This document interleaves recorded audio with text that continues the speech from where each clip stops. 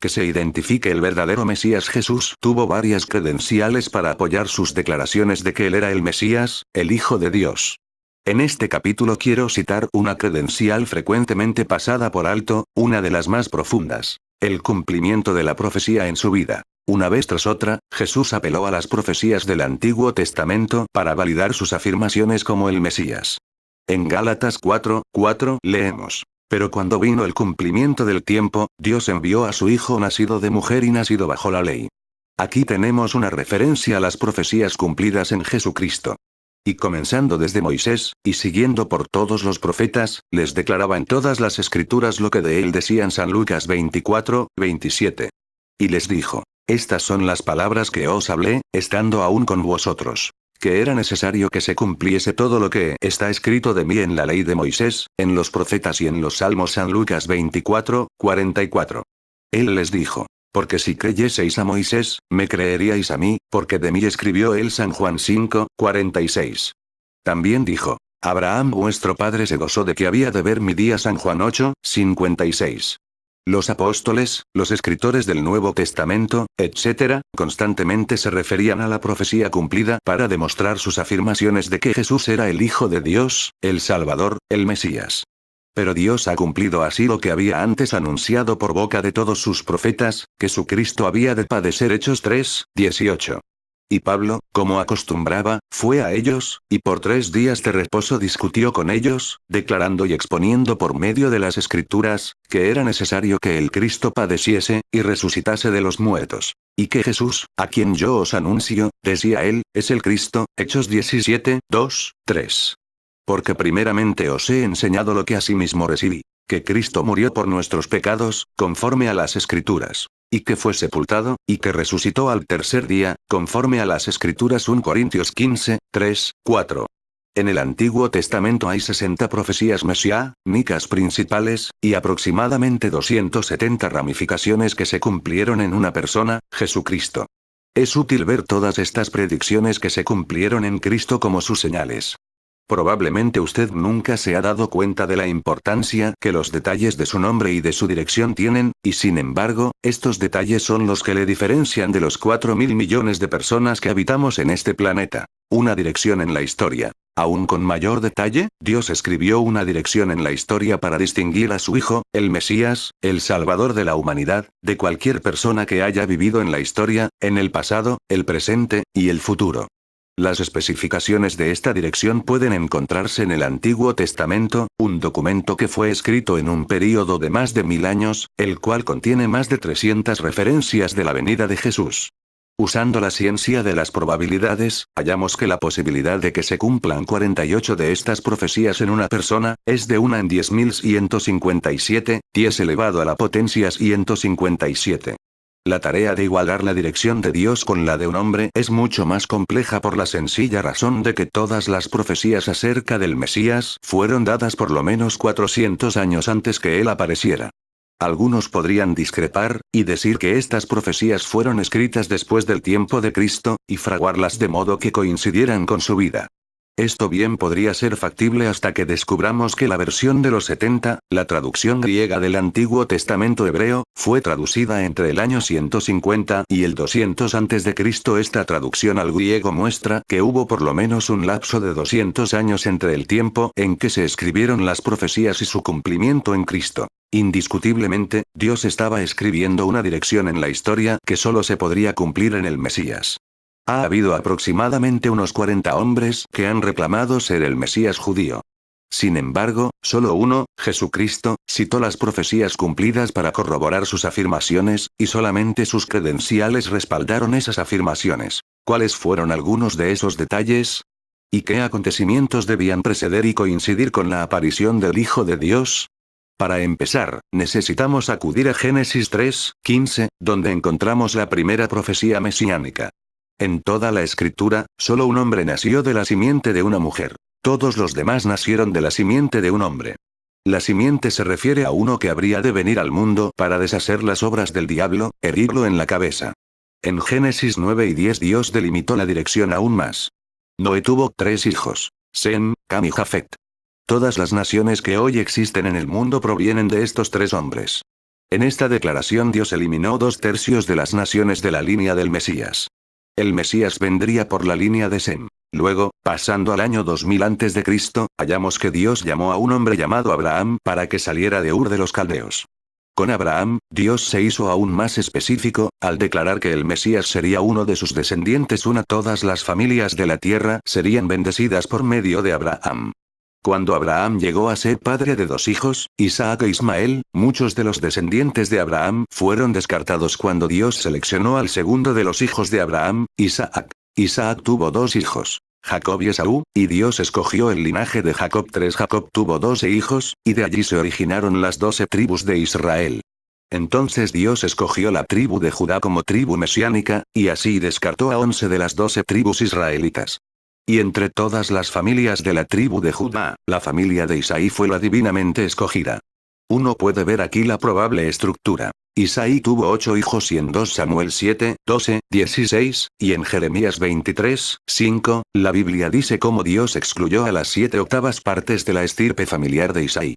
Leemos que el hombre de Dios no solo sería de la simiente de una mujer, del linaje de Sem, de la raza de los judíos, del linaje de Isaac, del linaje de Jacob, de la tribu de Judá, sino también que sería de la casa de David. Una profecía que data del año 1012 a.C., también predice que las manos y los pies de este hombre serían horadados, es decir, él sería crucificado.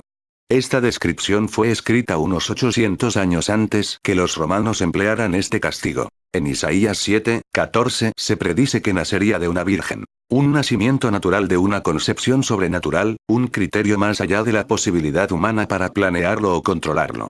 Varias profecías que se registran en Isaías y en los Salmos 6, describen el ambiente social que el hombre de Dios encontraría y la respuesta que recibiría. Su propio pueblo, el pueblo judío, lo rechazaría, y los gentiles creerían en él. Habría un precursor, Isaías 40, 3. Malaquías 3, 1, que sería una voz en el desierto, prepararía el camino delante del Señor. Este fue Juan el Bautista. 30 piezas de plata. Nótese, también, las 7 ramificaciones de una profecía 7 que van precisando cada vez más el drama. Dios indica que el Mesías, 1, sería traicionado, 2, por un amigo, 3, que sería vendido por 30 piezas, 4, de plata, 5, que serían arrojadas al suelo, 6, del templo, y 7, que se invertirían en la compra del campo del alfarero. En Miqueas 5, 2, Dios elimina todas las ciudades del mundo y selecciona a Belén, una ciudadela con menos de 1000 habitantes, como el sitio del nacimiento del Mesías. Después, en una serie de profecías, Dios incluso define el tiempo general en que llamará al Hijo del Hombre. Por ejemplo, en Malaquías 3, 1, y en otros 4 versículos del Antiguo Testamento 8, se indica que el Mesías vendría mientras todavía estuviera el templo de Jerusalén. Esto es de gran significado cuando comprendemos que el templo fue destruido en el año 70 AD, y desde entonces, no ha sido reconstruido. Así que fueron predichos el linaje preciso, el lugar, el tiempo, y el modo como había de nacer, las reacciones del pueblo, la traición y cómo moriría. Estos son solo una breve selección de los muchísimos y variados detalles que constituyen la 44 dirección que Dios ha dado para identificar a su Hijo, el Mesías, el Salvador del mundo. Objeción. Tales profecías se cumplieron por coincidencia. Un crítico podría argumentar: ¿por qué no podríamos decir que algunas de estas profecías se cumplieron en Kennedy, en Luther King, en Nasser, etc.? Sí, uno podría posiblemente hallar que 1 o 2 de estas profecías se cumplen en otros hombres, pero no todas las 60 profecías principales ni las 270 que se derivan de ellas. En efecto, si usted puede encontrar a alguien que no sea Jesús, sea que esté vivo o muerto, en quien se cumplan solo la mitad de las predicciones concernientes al Mesías, las cuales pueden estudiarse en la obra El Mesías en ambos testamentos, Messiah in Both Testaments, por Fred John Meldau, la organización Christian Victory Publishing Company, de Denver, Colorado, Estados Unidos de Norteamérica, está dispuesta a darle una recompensa de $1000. H. Harold Arsler, de la Afiliación Científica Americana, en el prefacio de un libro de Peter W. Stoner, escribe: el manuscrito de la obra Science Speaks, La ciencia habla, ha sido cuidadosamente revisado por un comité de miembros de la Afiliación Científica Americana y por el Consejo Ejecutivo del mismo grupo, y en general se ha encontrado que es fidedigno y exacto con respecto al material científico allí presentado. El análisis matemático que allí se incluye se basa en principios de probabilidad que son completamente dignos de crédito, y el profesor Stoner ha aplicado estos principios de un modo adecuado y convincente. 9. Las siguientes probabilidades se toman de dicho libro para demostrar que la coincidencia es regida por la ciencia de las probabilidades. Stoner dice que, usando la ciencia moderna de las probabilidades con referencia a 8 profecías, encontramos que la posibilidad de que en un hombre de los que han vivido hasta ahora se cumplieran las 8 profecías, sería de 1 en 100.000 billones, 1017. Ese número equivale a un 1 seguido de 17 ceros. Para ayudarnos a comprender esta asombrosa probabilidad, Stoner la ilustra suponiendo que tomamos 100.000 billones de dólares, y 0 y 7, en monedas de plata y los extendemos sobre la superficie del estado de Texas. Alcanzarían a cubrir todo el estado formando una capa de monedas de más de 60 centímetros de espesor.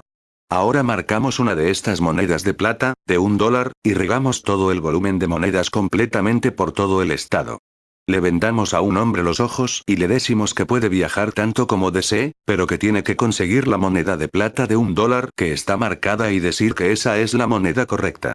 ¿Qué posibilidad tendría de encontrar la moneda marcada? Precisamente la misma que hubieran tenido los profetas al escribir estas 8 profecías de tal modo que todas llegaran a cumplirse en un solo hombre, desde su tiempo hasta el tiempo presente, con la condición de que ellos las escribían según su propia sabiduría. Ahora bien, ¿estas profecías fueron dadas por inspiración de Dios, o los profetas simplemente escribieron lo que ellos pensaban que debían escribir? En este último caso, los profetas solo tenían una posibilidad en cada 100.000 billones de posibilidades de que se cumplieran en algún hombre. Pero todas ellas se cumplieron en Cristo. Esto significa que el solo cumplimiento de estas 8 profecías en Cristo prueba que Dios inspiró la Escritura, de una manera tan categórica que solo carece de una posibilidad en cada 100.000 billones para que sea absoluta. Otra objeción es que Jesús procuró intencionalmente cumplir las profecías judías.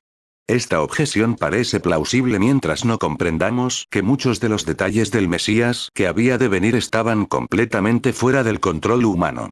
Por ejemplo, el lugar de su nacimiento. Simplemente puedo oír a Jesús en el vientre de María, mientras ella cabalgaba en el asno. Mamá, ¿no llegaremos? Cuando Herodes les preguntó a los principales sacerdotes y escribas, ¿dónde había de nacer el Cristo? Ellos dijeron, en Belén de Judea. Porque así está escrito por el profeta Mateo 2:5. El tiempo de su venida, la manera de su nacimiento, la traición de Judas y el precio de la traición, el modo de su muerte, la reacción de la gente, las burlas, las escúpidas, el hecho de que se quedarían mirándolo, de echar suertes sobre sus vestidos, que no romperían su manto, etc. La mitad de estas profecías están fuera de la posibilidad de que él las hubiera cumplido intencionalmente. Él no podía ingeniárselas para nacer de la simiente de la mujer, del linaje de Sem, de los descendientes de Abraham, etc. No nos extraña, pues, que Jesús y sus apóstoles apelaran continuamente a las profecías cumplidas para acuñar sus afirmaciones. ¿Por qué Dios se tomó todas estas molestias? Creo que Él quería que Jesucristo tuviera todas las credenciales necesarias cuando vino al mundo. No obstante, lo más fascinante con respecto a Jesucristo es que Él vino para transformar vidas.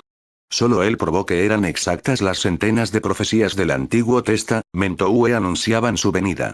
Solo él puede cumplir la mayor de todas las profecías para los que le aceptan. La promesa de una vida nueva. Os daré corazón nuevo, y pondré espíritu nuevo dentro de vosotros, de modo que si alguno está en Cristo, nueva criatura es. Las cosas viejas pasaron. He aquí todas son hechas nuevas.